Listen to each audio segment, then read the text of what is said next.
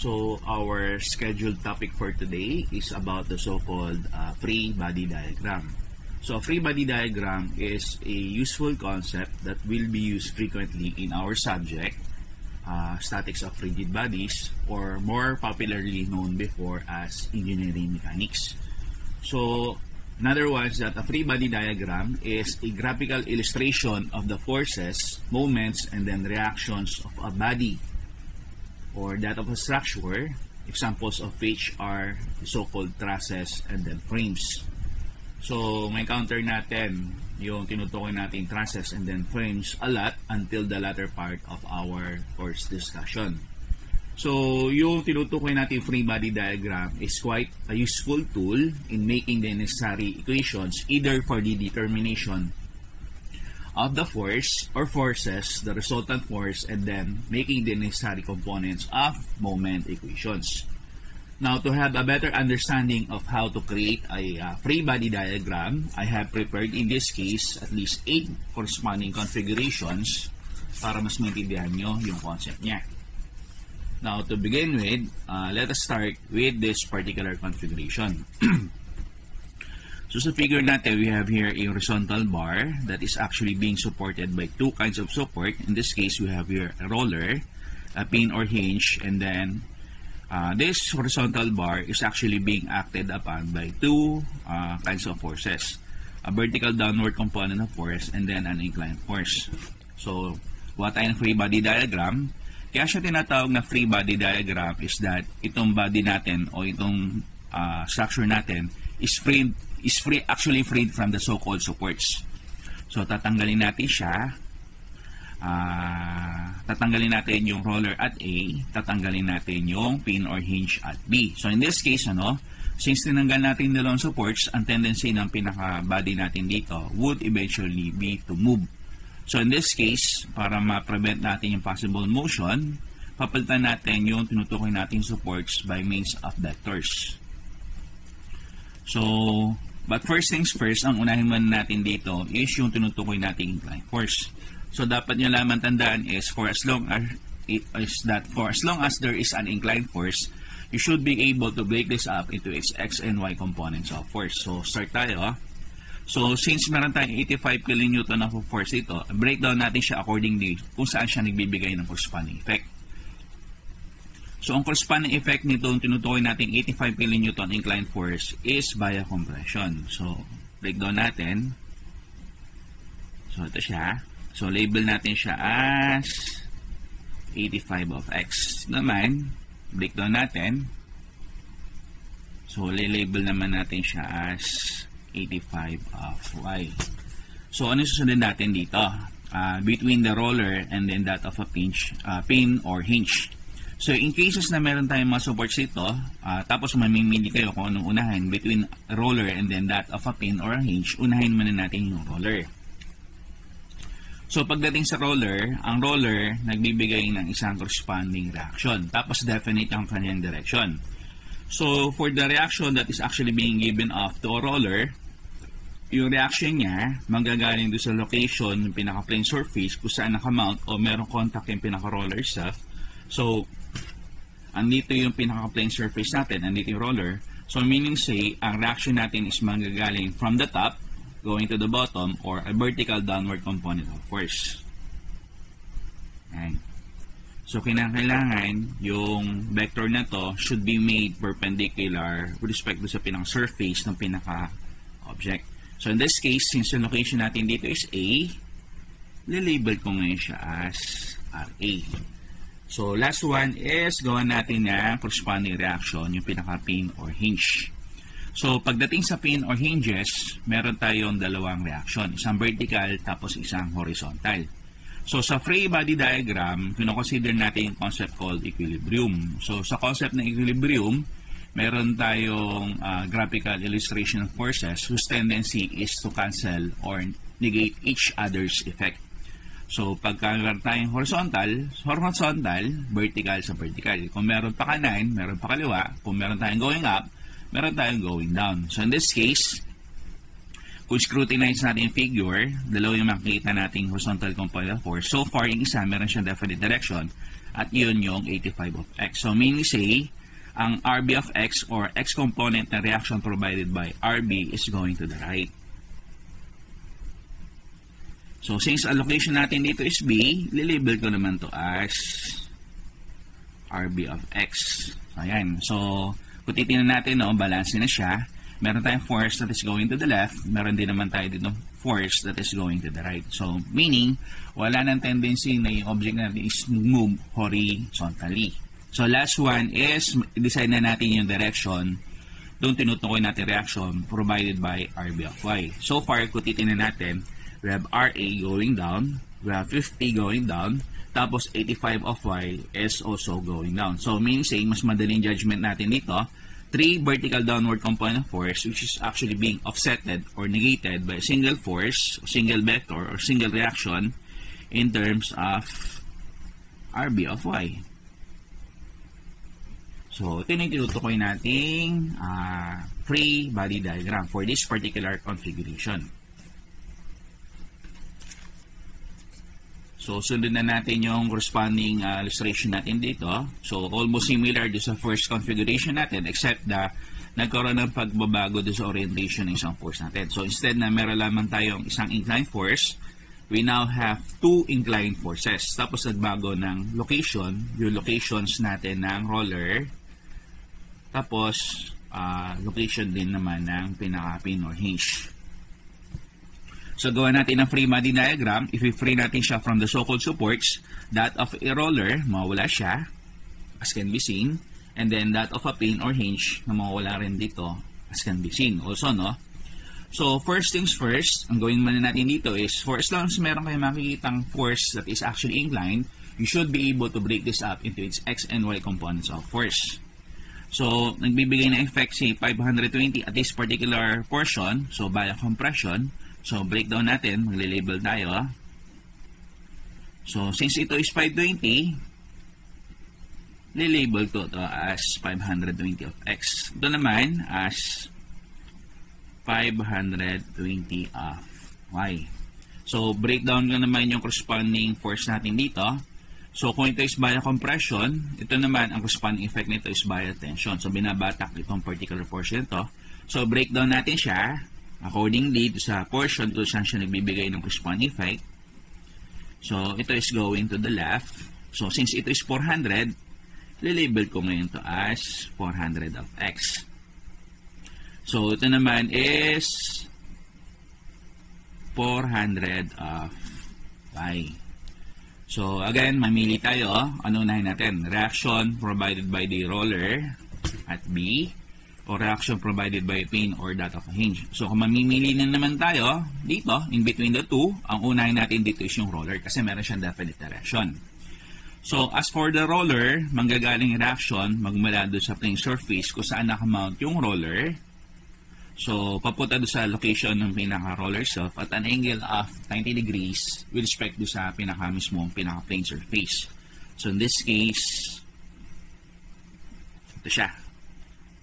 So, label ko to as RB. Kasi nga, location natin dito is B. So, check natin. At ang angle of 90 degrees. Ayan.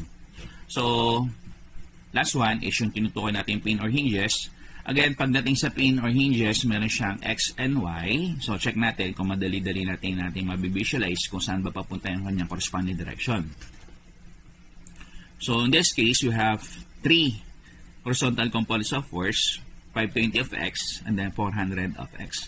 So, kung i-gauge natin o pagbabasayan natin yung magnitude, mas mataas yung magnitude ng 520 of x as compared to sa 400 of x. So, meaning say, ang tendency ng figure natin dito would be to move to the right. So, in that case, para ma-prevent natin yung movement to the right, mag-assign tayo ng force dito sa A in terms of area of x going to the left. So, na-label ko to as area of x. So, last one is mag-decide tayo kung saan natin ilalagay yung RA of y. So far, we have 400 of y going down. We have 520 of y going down. Then, meron tayong single magnitude ng RB dito which is going up. So, kung i-combine natin yung values ng 520 of y sa 400 of y, both of which are going down, tendency nun is mas matatalo nila yung corresponding effect ng RB. So in that case, lumalabas na yung RA of y, merong mas mataas na tendency na siya is going up. Ayan. However, hindi ko naman din discount yung possibility na baka mamaya sobrang taas ng value ng RB para kontrahin na combined values ng 520 of y as well as 400 of y. So in that case, lumalabas, meron pa rin tendency na yung figure o yung structure natin is to move up. So in that case, instead na i-redirect ko yung area of y going up, at dahil kakapusin yung dalawa which is going down, i-redirect ko naman then, o pwede ko rin i-redirect yung area of y which is going down. So in that case, ito ngayon yung possible free body diagram. Notice na dito, definite yung corresponding direction. Dito naman, meron tayong isang particular reaction kung saan hindi definite ang kanyang reaction. Pero, take note, pagdating natin doon sa mga time kung saan meron tayong mga assigned or fixed values involving numbers, madi-decide na natin with finality kung saan papunta ngayon yung direction ng RA of y. So, meron pa tayo dito sa susunod na figure. So, meron tayo dito isang truss that's actually being acted upon by two forces, isang inclined force, isang vertical downward component force. Meron tayong pin or hinge support at D, and then meron tayong roller support at A. So, gawa natin yung free body diagram. In this case, if we free natin siya from the so-called roller and then from the so-called pin or hinge. So, to begin with or to start with, unahin uli natin itong inclined force. So, should be able to break this up. So, ang corresponding effect ng 100 pounds at this particular point is via compression. So, ito siya, 100 of x. Ito naman siya, 100 of y. Ayan. So, again, kung mamimili tayo in between that of a roller and then that of a pin or hinge, mas unahin natin yung roller kasi meron definite direction. Agad, yung tinutukoy nating roller. Compare dito sa tinutukoy natin pin or hinges kung saan i-analyze pa natin yung figure tapos consider natin yung condition called equilibrium. So again, pagdating sa roller, tingnan nyo kung nasaan yung plane surface kung saan nakamount yung tinutukoy nating roller. So yung reaction para sa isang roller manggagaling sa plane surface papunta doon sa location ng pinaka-roller itself. So in that case, going up. Tapos, kinakalang perpendicular. Yan. So, since ang location natin dito is labeled as RA, as labeled as A, ililabel ko to as RA. Yan. So, in terms of din naman, pin or hinges, dalawang reaction, isang X, isang Y, o isang vertical, saka isang horizontal. So, evaluate natin yung figure, horizontal via horizontal, vertical via vertical. So, meron tayong isang X dito whose tendency is going to the right, tapos wala na iba. So, meaning say, ang X component ng RD, which is RD of X, is or should be directed towards to the left para mabalansin natin yung corresponding free body diagram. So, ito is labeled as RD of X. Ayan. So, last one is i-decide natin yung corresponding direction para naman doon sa mismong pinaka-RD of Y. So, ayan. So, tinan natin lahat ng vertical component of force. RA going up, 100 of Y going down, 100 pounds going down. So, mas mataas yung tendency o yung chances na yung RD of Y is going up para mabalansin natin figure. So, ayan. So, ito is labeled as RD of Y. However, hindi pa rin natin madi-discount yung possibility na baka mamaya yung combined values ng 100 of Y along with the value of the 100 pound na load natin dito is too high or is too great para i-offset lamang itong value ng array which is going up. So in that case, kung kakapusin yung dalawa, both of which are going down, makakailangan siya ng tulong dito naman sa RD of Y na instead na i-redirect siya going up, pwede ko rin siyang i-redirect going down.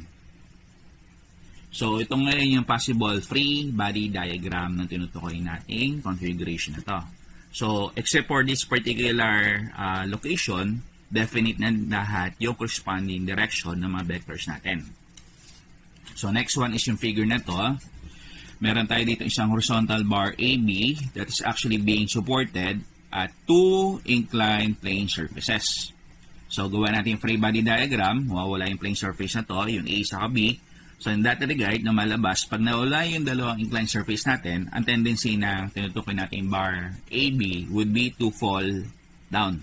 So, in that case, para hindi siya gumalaw, para hindi siya bumagsak, papalitan natin ng corresponding reactions yung tinutukoy natin plane surfaces na tinanggal natin.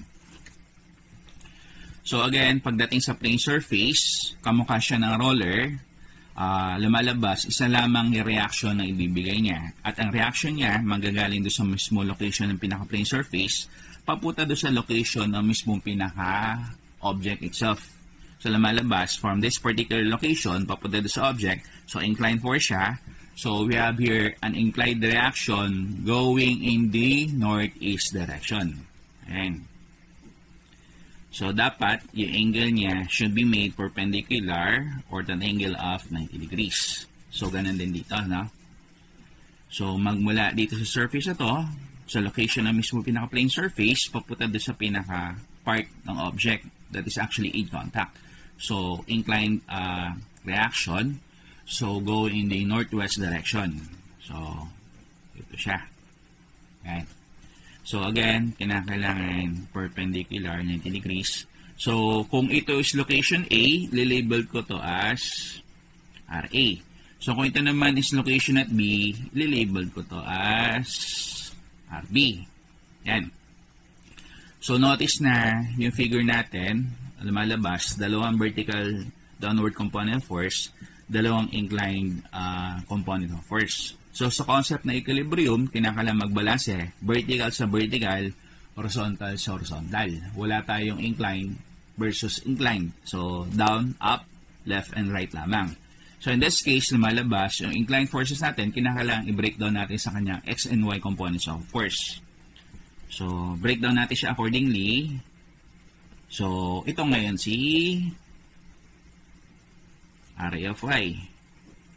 Ito ngayon si area of X. So, ganun din dito sa kabilang side. So, ito ngayon si RB of X. Ito ngayon si RB of Y. So, check natin kung meron ng tayong balance or equilibrium condition. So, right, left, check. Up, up, down, down. So, wala na yung tendency na yung figure natin is magkaroon ng possible motion or movement. So, okay na itong configuration natin.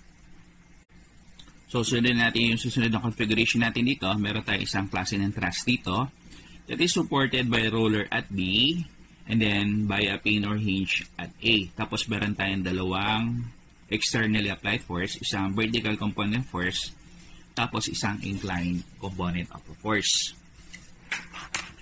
So, free natin siya. Gawin natin siya na tinutukoy natin free body diagram. So, in this case, again, mawawala yung tinutukoy natin pin or hinge and then that of a roller. So, again, so, gaya na sinabi ko sa inyo, pag meron kayong makikita ang inclined force, unahin muna natin siya. So, inclined force, i-resolve natin siya sa kanyang X and Y component force at i-breakdown natin siya accordingly doon sa location kung siya nagbibigay ng corresponding effect. So, yung effect ng 25 kN ng force na to is effect of compression. So, breakdown natin siya accordingly. So, yan. Tapos ito.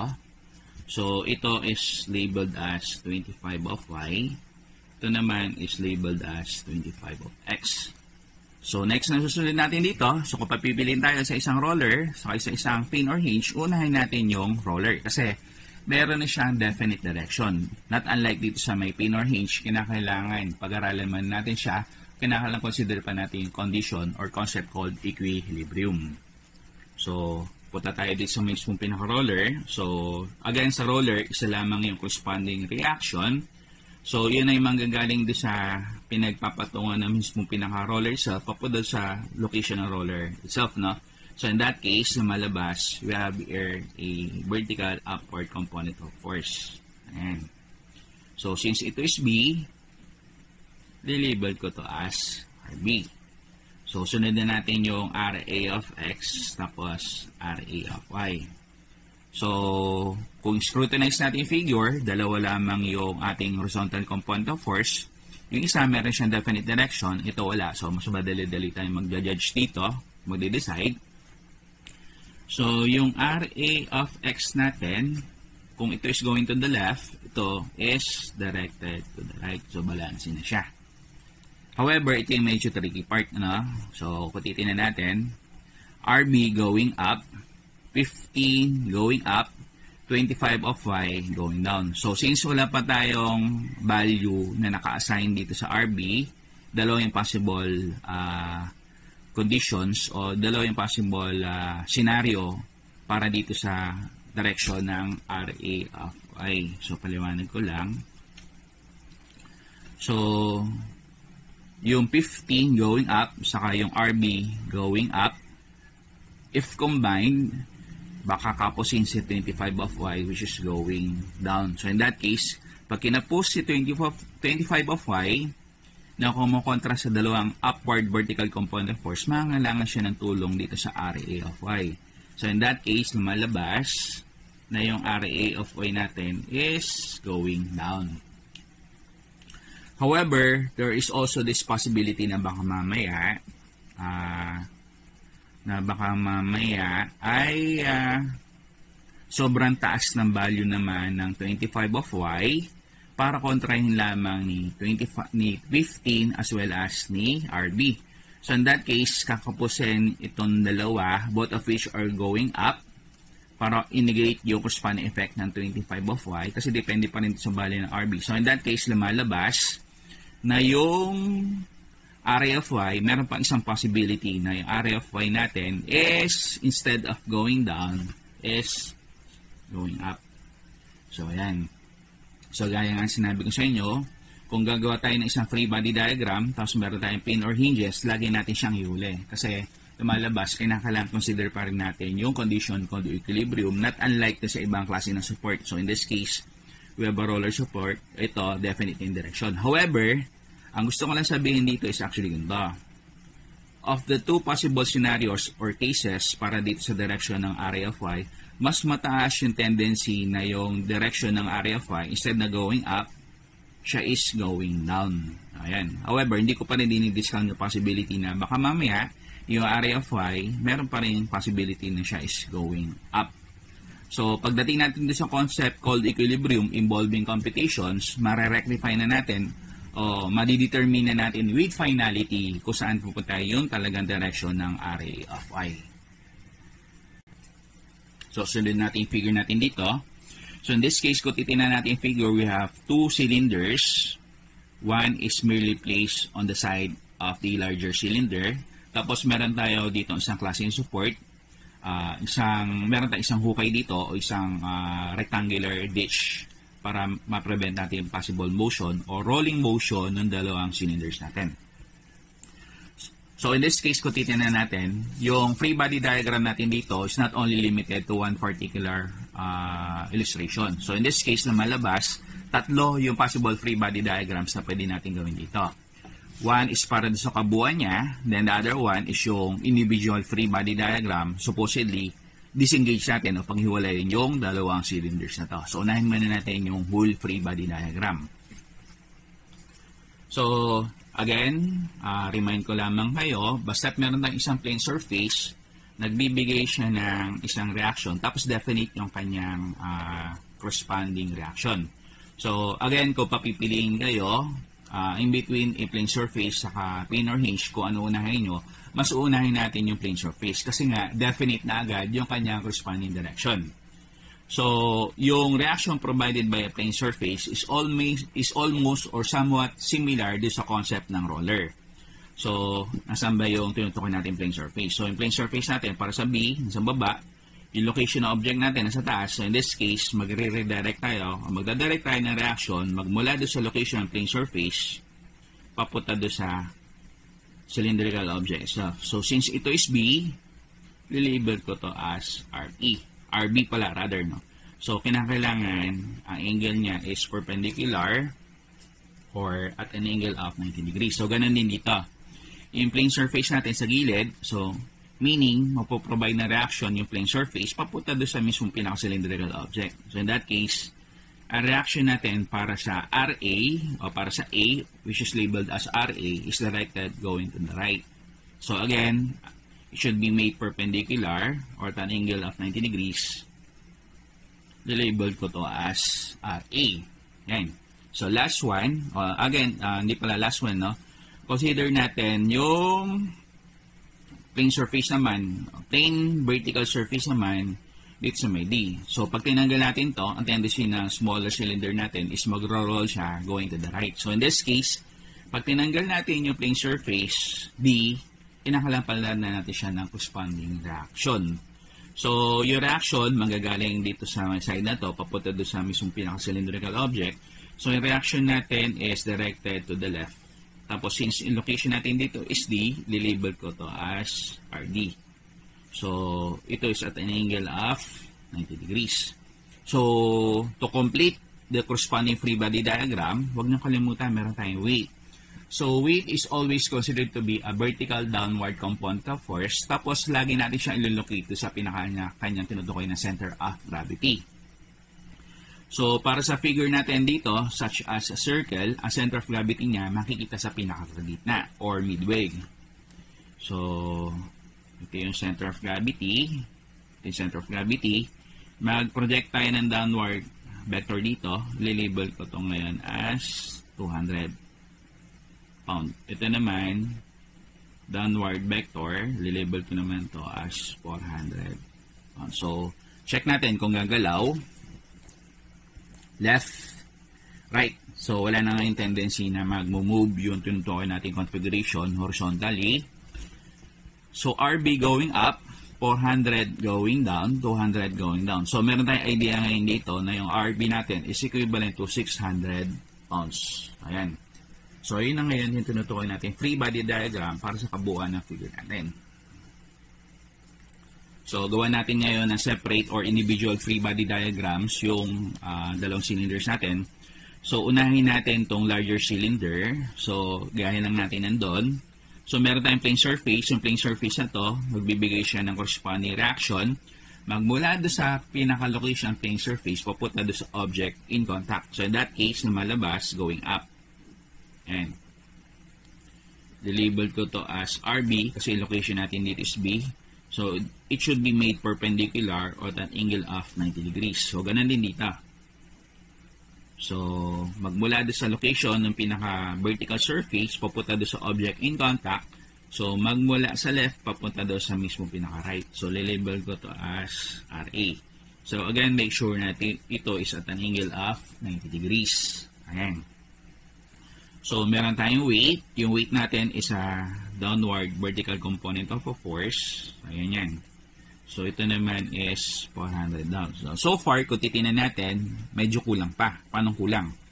So, kung i-assess natin yung configuration natin dito, via the vertical, okay na ito. However, kung titinan natin dito, yung sinabi ko sa inyo kanina, na-mention ko, na yung value natin dito, ang value niya is 600 pounds. So, hindi po pwedeng yung value natin ng RB dito magiging 400. Kasi kung ano yung value ng RB natin dito sa isolation na to, ganun din dapat do sa kabilang isolation, which would be equivalent to 600 pounds. So, in that case, may kulang. Ang kulang natin, manggagaling dito sa may C. So, kung titinan natin, meron tayong isang smaller cylinder kung saan ang tendency niya is magbibigay siya ng corresponding weight dito. Ipe-press niya, no? So, merong compression effect.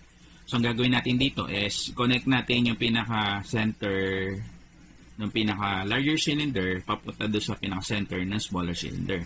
So, lumalabas, ito yung pathway o yung line of action ng mismo pinaka-reaction natin para sa C or lilabel ko to as RC. So, ayan.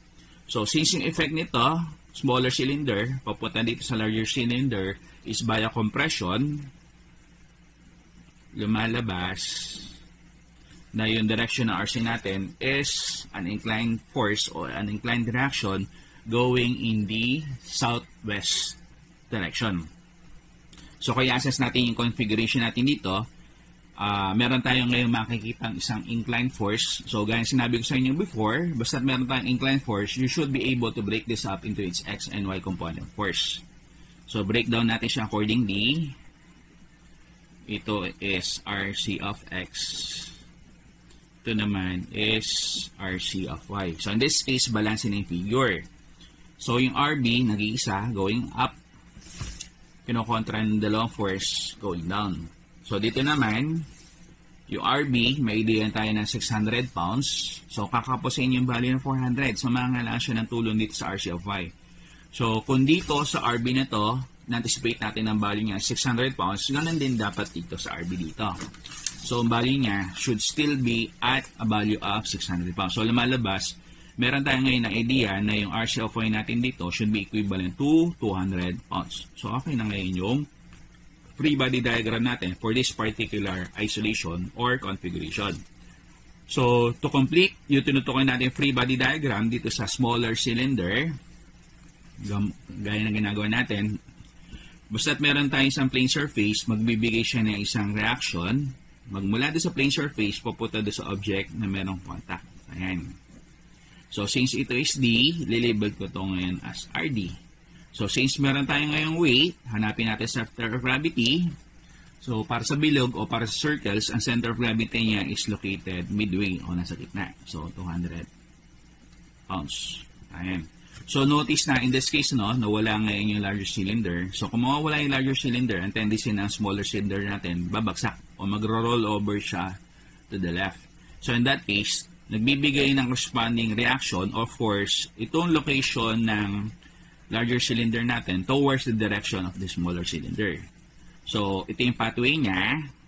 So, sabihin, ang reaction natin dito, nandito lamang. So, either going in the northeast direction or southwest direction. So, hindi po naman po pwede na going down kasi babatakin yung smaller cylinder natin. So, hindi siya po pwedeng going in the southwest direction. Rather, going in the northeast direction. So, ito siya. So, again, since ito yung C, lilabel ko to as RC. So, notice na meron tayong RC dito, meron din tayong RC dito. So, kung pagbabasihan natin yung Newton's third law of motion, for every reaction, there's an equal in terms of magnitude, but opposite direction of forces. So, ang point ko naman dito is, kung ano makikita yung value ng RC dito sa kabilang side, yun din at yun ang makikita natin value ng RC dito sa kabilang side. Although, in the opposite direction. So, re-reverse din natin yung direction ng RC of X dito sa kabilang side, yung direction ng RC of Y dito sa may kabilang side. So, breakdown natin. Ito ngayon yung RC of X. Ito ngayon yung RC of Y. So, ito na ngayon yung tinutukoy natin free body diagram para dito ngayon sa configuration natin dito. So, tatlo. Isang whole free body diagram. Tapos, you have two individual free body diagram upon separation ng dalawang cylinders natin. So, mag-resume tayo, no? So, second to the last configuration, this case, ano, meron tayong isang horizontal bar A, B, C. Tapos, meron tayong isang pulley which is mounted at the middlemost portion. Tapos, meron siyang sinusuportahang weight. Tapos, meron siyang isang cord string or rope, no? So, gawa natin na free body diagram. So, notice na tatlo yung possible free body diagrams na pwede natin gawin.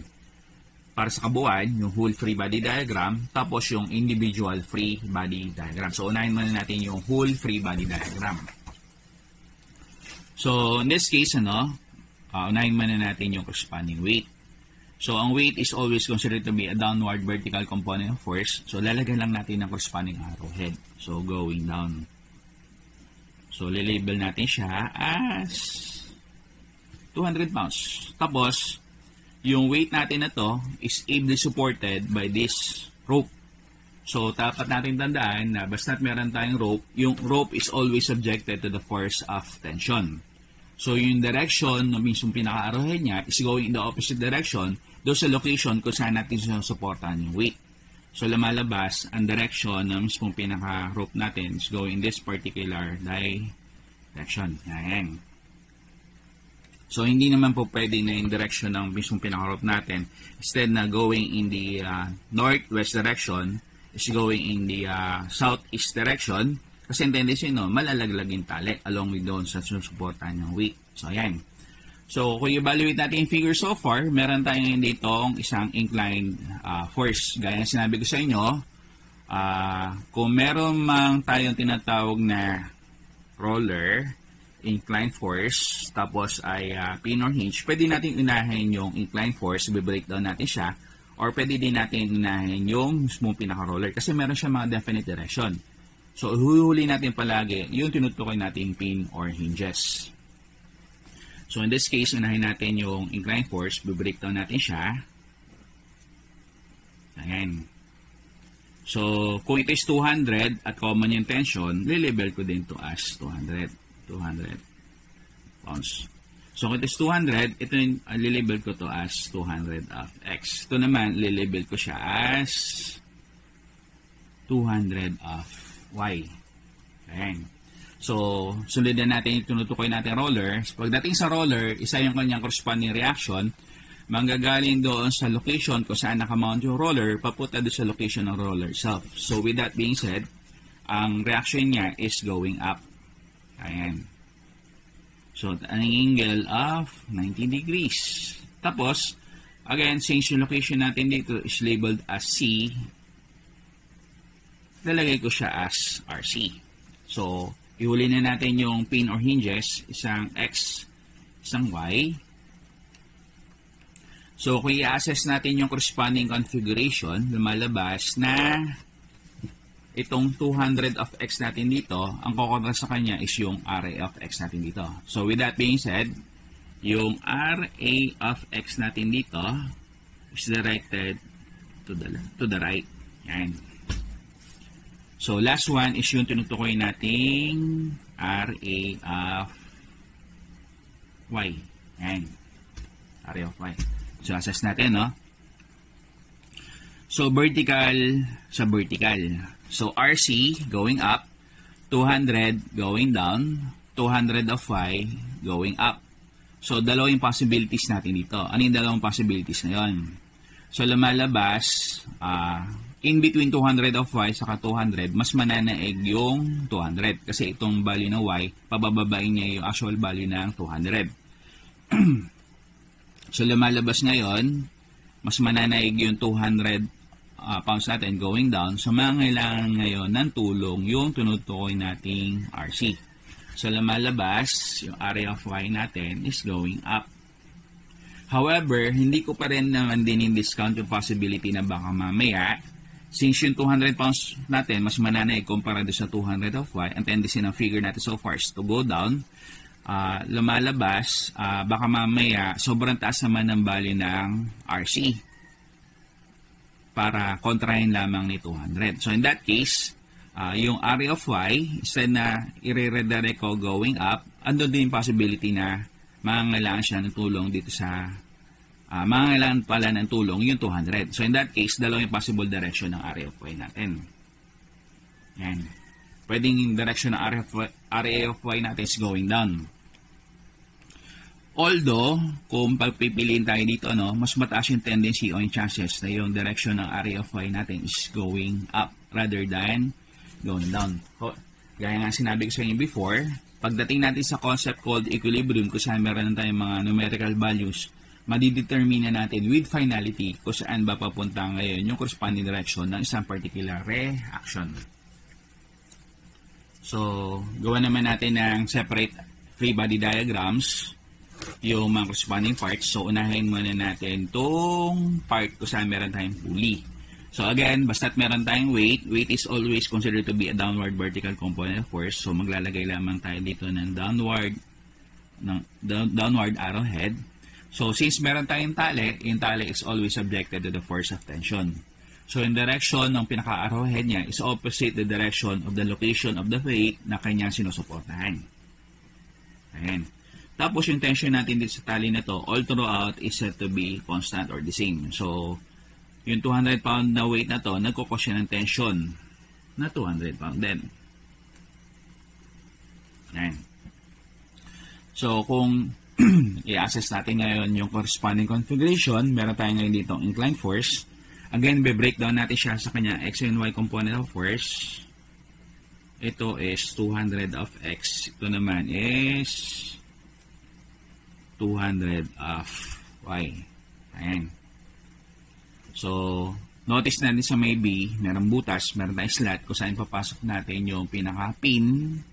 So, pagdating sa pins, meron tayong tinatawag na dalawang reaction. Isang vertical, isang horizontal. Although, hindi definite yung kanyang corresponding direction. So, maglagay muna tayo ng corresponding lines. Ito yung RB of X. Ito naman ngayon yung RB of Y. So, check natin, no? Horizontal sa horizontal, 200 of X directed to the left. So, wala tayo ngayon magiging agam-agam dito kasi ang RB of X natin is going to the right. Ayan. RB of X. Ngayon, kung pagbabasehan natin ngayon dito is yung vertical component of force, 200 down, 200 of Y going up. So, mas mataas yung value ng 200 pounds compared dito sa 200 of Y. So, dapat yung tandaan, no? Yung 200 of Y, pag simplify natin yung value ng Y, pabababain niyo yung actual value ng 200.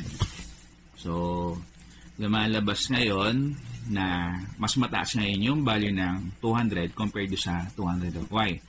So, in that case, lumalabas, babagsak yung figure natin. Unless, hindi tayo magdadirect ng force para dito sa RB of Y going up. Yan. So, ito na ngayon yung direction na mismong pinaka-reaction natin. So, ito na ngayon yung free body diagram para dito sa corresponding isolation natin. So, sunod natin nandito. So, kung titignan natin, no, sa isolation natin dito, meron tayong isang common location. So, kung meron tayo isang common location, tapos nagkaroon tayo na separate isolation, kung ano man yung makikita nyo reaction dito, ay yun at yun din yung corresponding reaction na makikita doon sa kabilang side, provided same location, no? So, in that case, lumalabas, pwede natin ngayon dito i-apply yung Newton's third law of motion. For every action, there's an equal and opposite reaction. So, meaning say, makikita din natin dito yung RB of X, makikita din natin dito yung RB of Y. RB of X, RB of Y. Ayan. So, kung ano man yung direction natin dito, i-reverse natin dito. Pero in terms of magnitude, parehas ng corresponding numbers. So, kung ito is going to the right, ito magiging going to the left. Tapos, kung ito naman is going up, ito naman ay magiging going down. Ayan. So, okay na tayo ngayon dito. So, kung titignan natin yung figure, meron tayo dito isang roller, meron tayo dito isang pin or hinge. Again, kung papipiliin tayo kung anong unahin natin yung roller, which is at C. So, pagdating sa roller, magbibigay siya ng isang single reaction, manggagaling sa plane surface kung saan nakapatong yung mismong pinaka-roller itself, papunta doon sa mismong pinaka-roller, no? So, with that being said, ito ngayon yung magiging corresponding reaction. Parang ngayon sa roller, which is RC. So, again, perpendicular dapat. Dito naman, sa case na to, doon sa mismo pinaka-surface. So, tan angle of 90 degrees. So, last one, para makompleto na natin yung free body diagram, para dito sa assigned figure natin dito, consider na natin ngayon yung pin or hinge ngayon dito sa may A. Yan. So, ito is labeled as RA of X. Ito naman is labeled as RA of Y. So, ayan. So, again, sa free body diagram, kinoconsider natin yung concept called equilibrium. So, ang tendency, nagbabalansehan sila, nininegate nila yung corresponding effects para ma-prevent natin yung possible motion. So, horizontal sa horizontal, vertical sa vertical. So, horizontal sa horizontal, to the left. Ito naman is to the right. So, wala tayong question dito. Pagdating naman ngayon dito, no? So, kung titignan natin yung configuration, vertical up, vertical down, either up or down. Pero kung i-analyze natin yung figure, since meron tayo ngayon dito, corresponding reaction, at the middlemost portion going down, mas mataas yung chances na yung area of Y natin para magkaroon tayo ng condition called equilibrium is directed going up. Yan. However, again, hindi ko din i-discount pa rin yung possibility natin na baka mamaya yung RA of Y natin, instead na going up, is going down. Paano nangyari yun? So, baka kasi mamaya, sobrang taas ng value ng RB of Y para kontrahin lamang mag-isa ni RC. So, in that case, mangailangan ngayon ng tulong si RB of Y dito sa RA of Y na instead na going up, is going down. Yan. So, ito na ngayon yung possible free body diagram ng corresponding configuration natin. Ayan. Ayan, no? So, again, ulitin ko ulit. Pagdating sa free body diagram, unless meron tayong mga numerical values na naka-assign, meron pa rin, hindi pa rin natin madidetermine with finality yung corresponding direction. So, lumalabas, may mga particular portions ng free body diagram na parang trial and error. Pero meron pa rin parts ng free body diagram kung saan meron na siyang definite direction, yung mga corresponding reactions or corresponding vectors. So, for our last configuration, ito yung gagawin natin free body diagram. So, meron tayo ditong series of pulleys, tapos meron siyang corresponding weight na sinusuportahan. So, in this case, kung i-assess natin figure, meron tayo ditong isang common rope o isang common na tali. Basta't meron tayo isang common na tali o isang common rope, yung tension all throughout is said to be the same or constant. So, ito yung constant na tali. So, sabihin, from this point up to that particular point, lumalabas common yung corresponding tension. So, gawin natin free body diagram. Kakat natin siya dito, as well as dito, then papalitan natin ng corresponding arrowhead, yung A. So, unahin muna natin yung mismong pinaka-weight. So, weight is always going down. So, ayan. Going down na siya. So, basta't meron tayong tali, yung corresponding arrowhead niya is going in the opposite direction doon sa mismong part na sinusuportahan niya. So, in this case, ito, may tali tayo ngayon dito. So, dalawa yung possible direction. Either going to the right or going to the left. So, dapat yung lamang tandaan sa pag-affix ng corresponding direction ng mismo pinaka-reaction pagdating sa free body diagram, palaging dalawa lamang yung corresponding direction. Sa vertical, either up or down. Sa horizontal, either left or right. So, in this case, lumalabas, hindi natin po pwedeng i-direct yung arrowhead ng mismo pinaka-tension natin going to the right kasi ang tendency niyan, hindi mabibirat o mababanat yung tali natin. So, in that case, lumalabas ito ngayon yung corresponding tension. So, since yung letter natin dito is B, label ko to as TB. So, ito naman, lumalabas na yung, may tali na naman din tayo dito. So, lumalabas, since meron tayong tali, meron tayong concept called tension. So, ito is labeled as D. Since meron tayong dalawang letters ito, lilabel ko siya as T, C, D. Tapos, meron tayong isa pang tali dito. So, yung tali natin dito is actually separate compared do sa tali natin dito sa may kabilang side natin dito. So, again, basta meron tayong tali, yung tali na to is always subjected to the force of tension. So, mag-affix tayo ng arrowhead dito, T, lagay natin corresponding letters, so GH. Ayan. So, tingnan natin corresponding configuration. So, lumalabas where, so, yung gaya nga sinabi ko sa inyo, no, mayroon tayong isang common na tali dito. Basta common yung tali na yon, yung tension all throughout is said to be the same.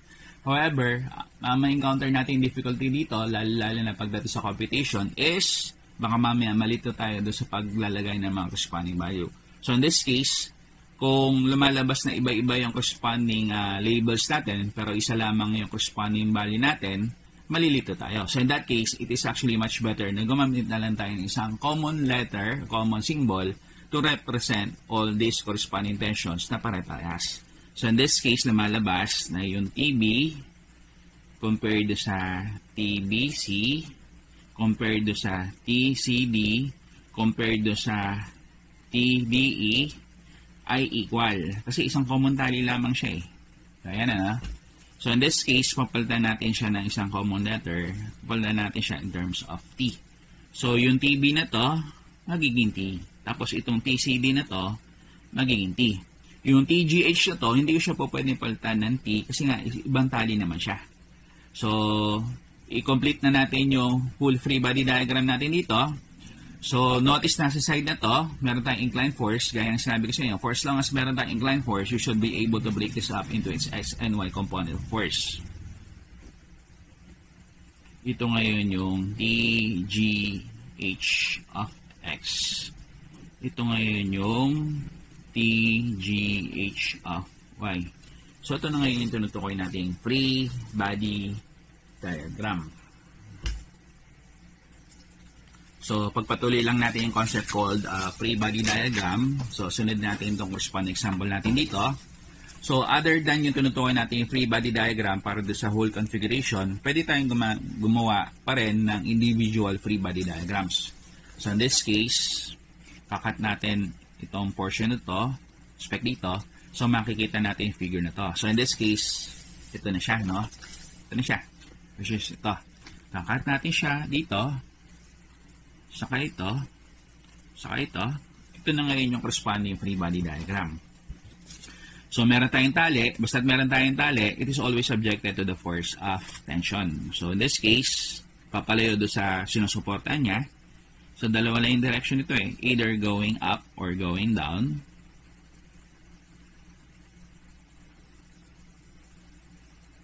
May mali pala ako dito, no? So, lumalabas na hindi pala ito yun.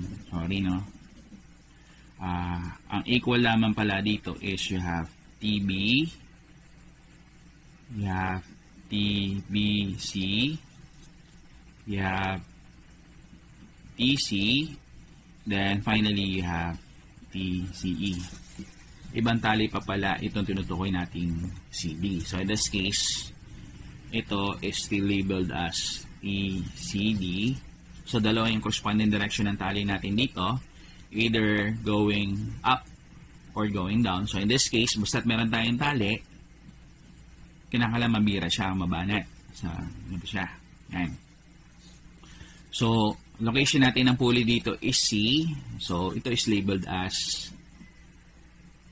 TCE. Kung saan ang TCE natin is labeled as T.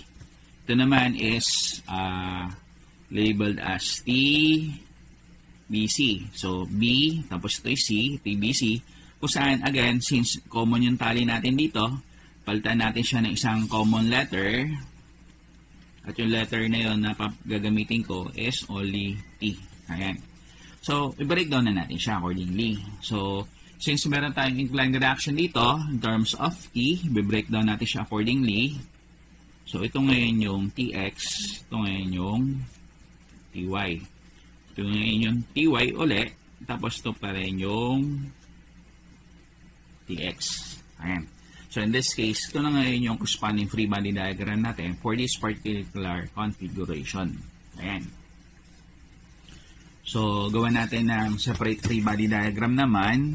Itong particular part na ito. Ito. Tapos, ito na. So, tingnan natin configuration. So, common yung tali natin dito. Saka ito. So, sabihin, yung tension natin dito, all throughout is set to be the same. However, mag-start pa na tayo dito sa mga common letters. So, kung meron tayong tali, kailangan mabanat siya. So, going to the right. Ito naman is going to the left. Ito is going up. Going up. So, initially, ililabel ko muna itong tali na to in terms of feeling location. So, EG. So, in terms of tension, EG, EG, ito is TBC, ito is TBC. So, ayan. So, next step is be-breakdown natin yung corresponding inclined forces via its X and Y component of a force. So, ito is TEG of Y.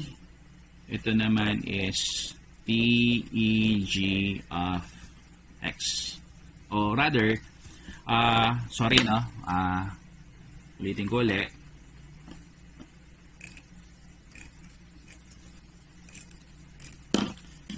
Again, since yung tension natin, TEG, saka yung TBC, is a common root, common yung tension, palitan ko na lamang siya ng isang common letter.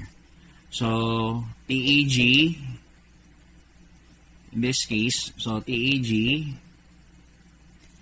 ito no, kulang, TEG, ayan. So, TEG is equivalent to T, TBC naman is also equivalent to T. Yan. So, breakdown natin ngayon yung T na inclined in terms of yung X and Y. So, ito is T of Y. Ito naman is T of X.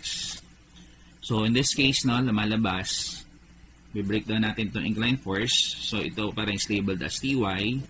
Ito pa rin is labeled as TX. So, in this case, ito na ngayon yung ating corresponding free body diagram. So, in terms of the horizontal, you have TX, TX, T, as well as T. In terms of the vertical, you have TY, TY, tapos you have P. So, TY up,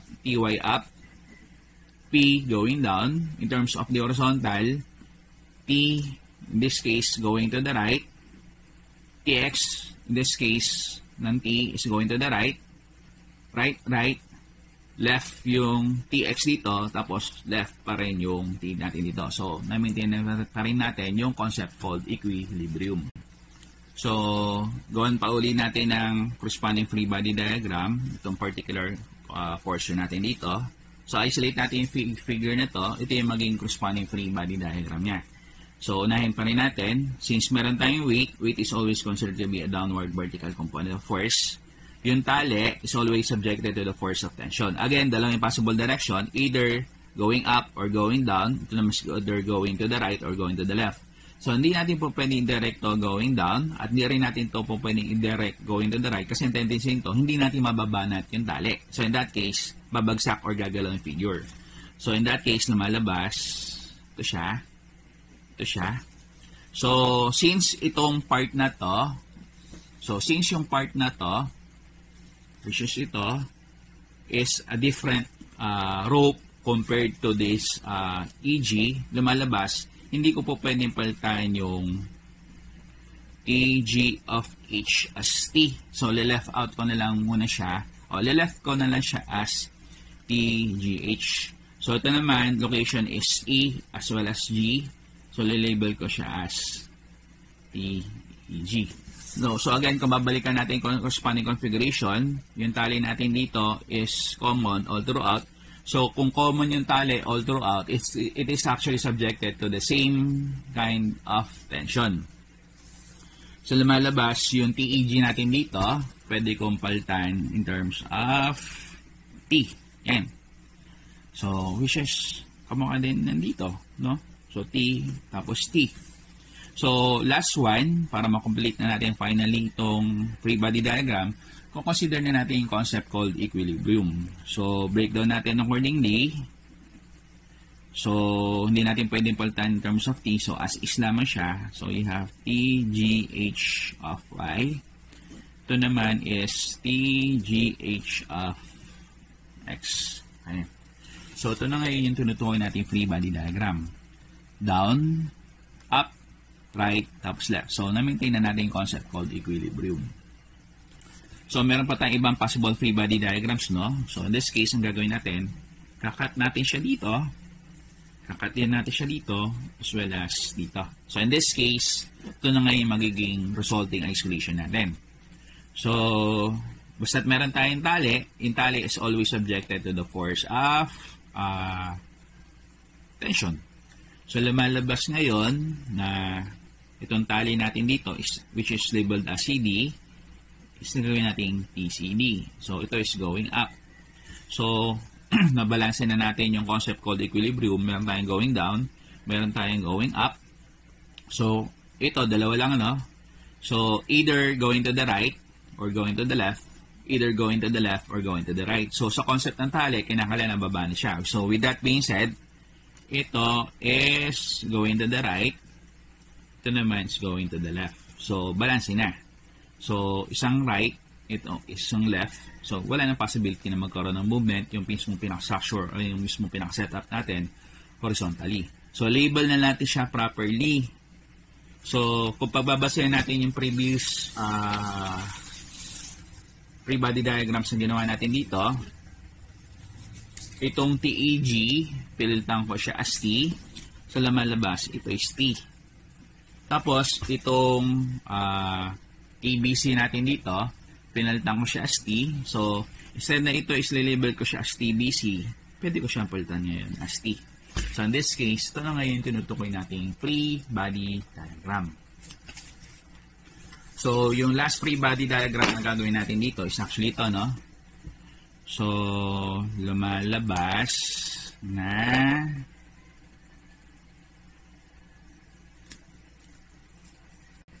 so, gawin na natin ang corresponding free body diagram yung ating last configuration. So, in that case, no, nawala itong portion na to. In this case, ito na yung natira. So, ito yung last free body diagram na pwede natin gawin. So, mag-start tayo dito sa may weight. Weight is always considered to be downward vertical component of force.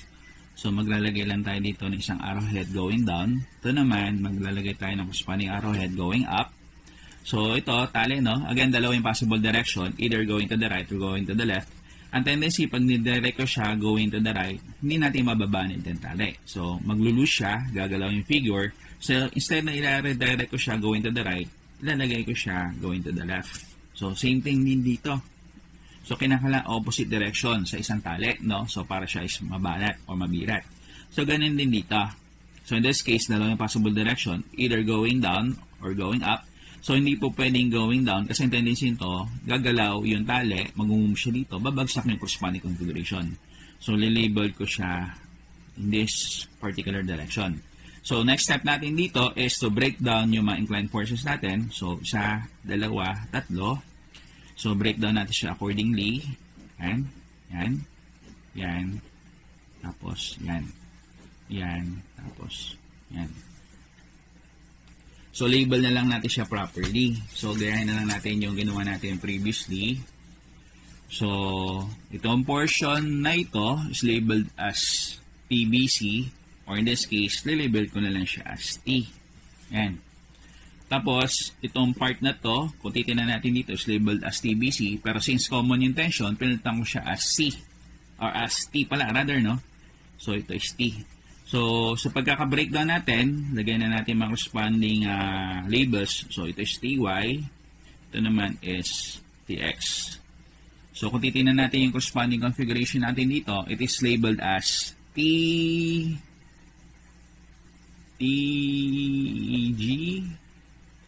Rather, mali pala, no? Hindi pala siya TEG. Rather, dapat siya pala is hindi, tama lang pala ang TEG. Tama lang pala siya ang TEG, no? So, yung TEG, pinalitan natin siya as T kasi common yung tension. So, breakdown natin accordingly. Ito is TY. Ito naman is TX. So, ito, hindi natin siya po pwedeng palitan in terms of T kasi magkaibang tali. So, as is naman siya, TGH. So, breakdown natin accordingly. TGH of X. Ito naman is TGH of Y. Ayan. So, ito na ngayon yung tinutukoy natin free body diagram. So, ayan. Hopefully, naintindihan nyo yung concept ng tinutukoy natin free body diagram.